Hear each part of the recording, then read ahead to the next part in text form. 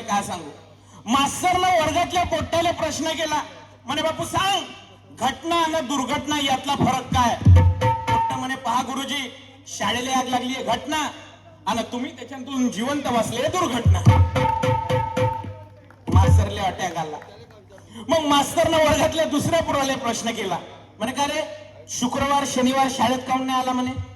तर पहा म्हणे गुरुजी, शुक्रवारी मायनं शाळेचा पॅन्ट धुतला, तो दोरीवर वाळू घातला, मी दोरीपाशीच उभा होतो म्हणे, पॅन्ट काही वाढला नाही ना, शाळेत माय काही येणं झालं नाही म्हणे. मग शनिवारी काऊन नाही आला रे म्हणे? तर गुरुजी शनिवारी मा पॅन्टही वाढला म्हणे, मी दप्तरही घेतलं म्हणे, आणि असा हळूहळू शाळेकडे येत होतो म्हणे. मग काय झालं रे म्हणे? तर गुरुजी रस्त्यात तुमचं घर लागते म्हणे. मास्तर म्हणे हो मग? तर गुरुजी मला तुमचा फाटला पॅन्ट दोरीवर वाळू घातलेला दिसला म्हणे. मला वाटलं म्हणे गुरुजी शाळेत येत नाही तर मी येऊन का करू? सांगा, असे देंडू पोट्टे राहते. आता नवीन नवीन जोडपं लग्न झालंय. मुलगी म्हणते मुलाला, अहो एखादी शायरी म्हणा ना म्हणते. तर पोरगा म्हणते पहिले तू म्हणते, मग मुलगी शायरी म्हणते. हा ऐका शायरी. मला आवडते तर्रीनं तर्रीत राहते मिरची, मला आवडते तर्रीनं तर्रीत राहते मिरची, मी तुझी काय होतं का मी तुझी अर्चना तू माझा परश्या, अशी शायरी म्हणली. मग आता तू म्हण रे म्हणे. पोट्ट खुश झालं. तू म्हणे शायरी. हा म्हणे ऐक म्हणे. म्हणे मटणाच्या भाजीत काजू टाकला की सोन, मटणाच्या भाजीत काजू टाकला की सोन, आणि ती बाप बिडी पिते म्हणे संडासात बसून. पोट्टीनं डायरेक्ट मारली लात उरावर त्याची. आता खूप दिवसानंतर मी माझ्या दोस्ताच्या घरी गेलो.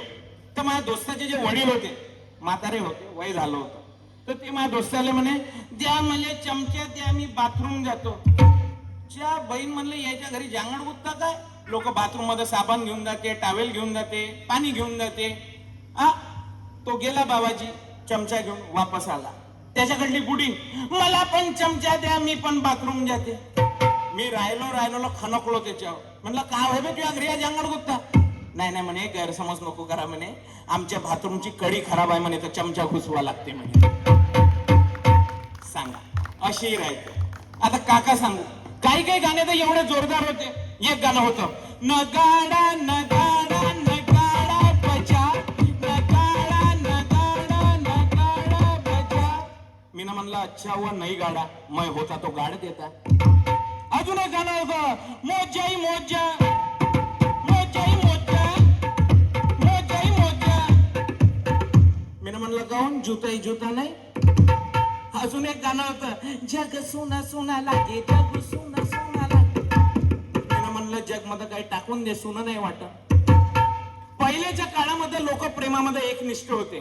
पहिले कसं होतं, पहिला पहिला प्यार है, चाई बहार है, आजा मोरे पाले माँ, तेरा इंतजार है, तेरा इंतजार है.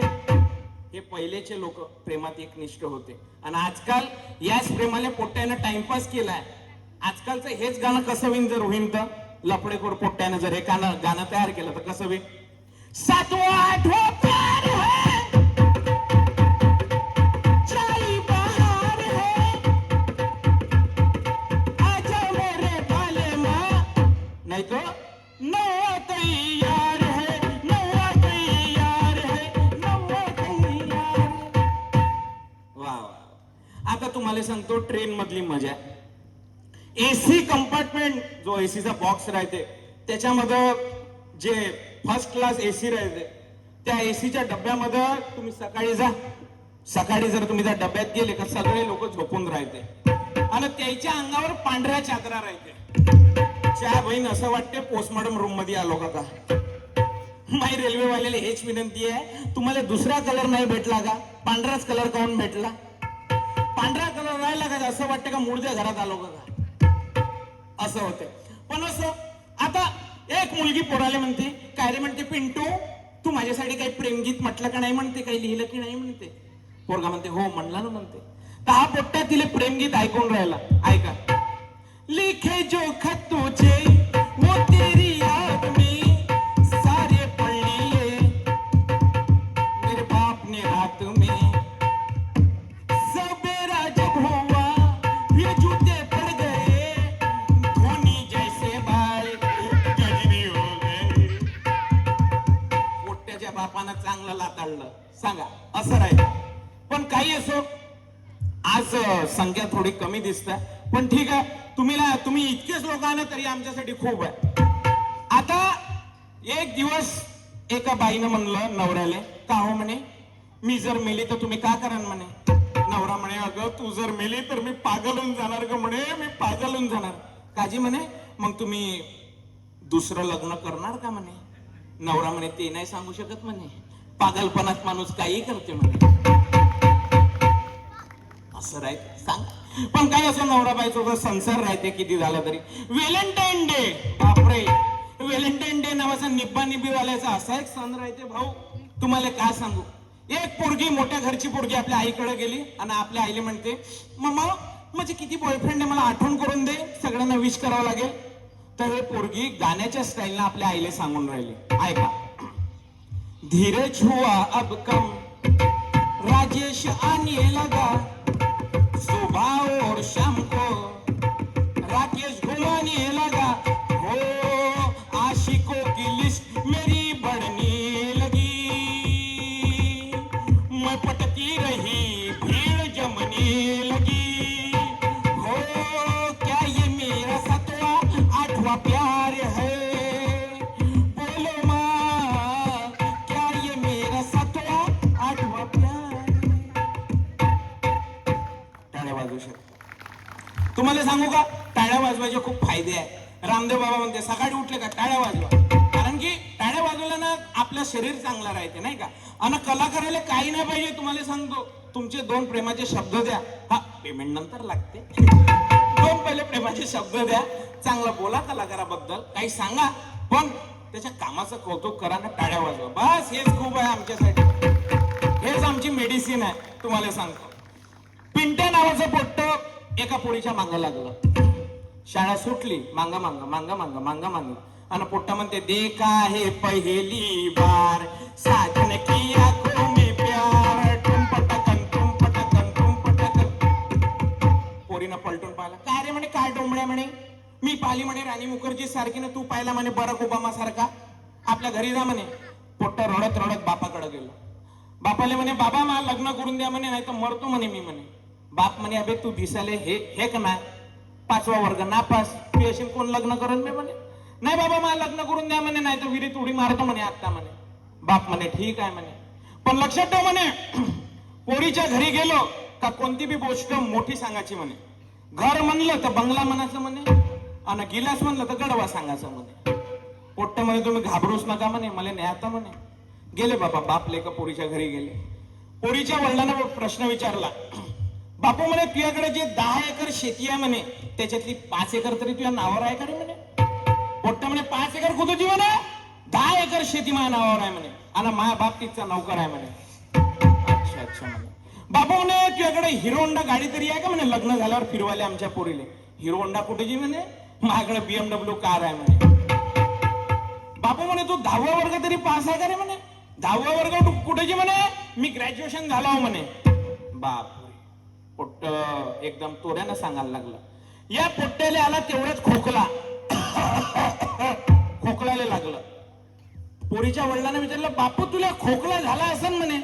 खोकला कुठेची म्हणे, मला TB आहे म्हणे.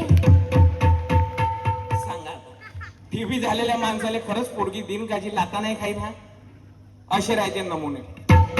सांगा, न्यूज रिपोर्टर, मी तुम्हाला सांगतो, न्यूज रिपोर्टर वाल्याला काही घेणं देणं नाही, त्याला फक्त पाहिजे राहते बातम्या.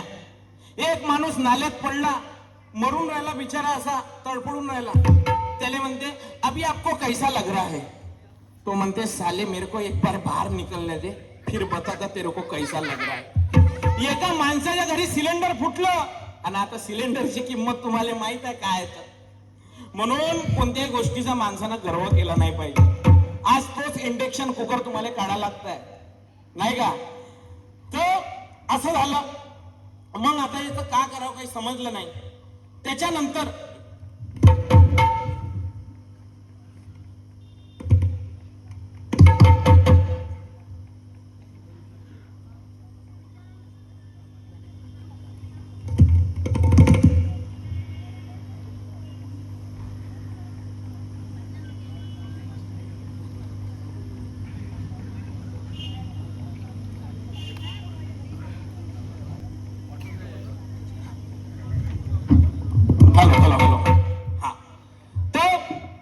एक माणूस त्याच्या घरी सिलेंडर फुटलं, सगळे लोक जमा झाले घरात, का करावं काही समजलं नाही. माणूस सदम्यामध्ये, त्याला एक जण विचारतो, भाऊ सिलेंडर कसं फुटलं? माणूस बॉम्बस्फोट कसा झाला? माणूस सदम्यात, का करावं काही त्याला समजे नाही. एक जण आला रिपोर्टर आणि त्याला म्हणते, सिलेंडर जो फूटा वो एकदम से फूटा? माणूस म्हणते, नहीं एकदम से नहीं फूटा, सिलेंडर पहले हमारे बाजू में आए, फिर थोड़ा शर्माए, फिर बोले मैं सिलेंडर हूं, फिर सिलेंडर मुझे देखकर बोले बुचूक, मग सिलेंडर फुटलं. मला सिलेंडर आणि न्यूज रिपोर्टर याच्यात काही फरक नाहीये. एक बेवडा मेला म्हणजे मरणार आहे, शेवटच्या याच्यावर आहे. मी सांगतो बेवड्याले, दारू नको प्यारे. दारूमुळे प्रत्येक बाईचं घर संसार उद्ध्वस्त होते. आमच्या माता भगिनीच्या कपाळावरचं कुंकू चाललं जाते. दारू नाही प्यायले पाहिजे, पण तरी बेवडे दारू पिते. एक माणूस मरणार, त्याला यमराजाला घ्यायले आणि सांगले, तुझी शेवटची इच्छा काय?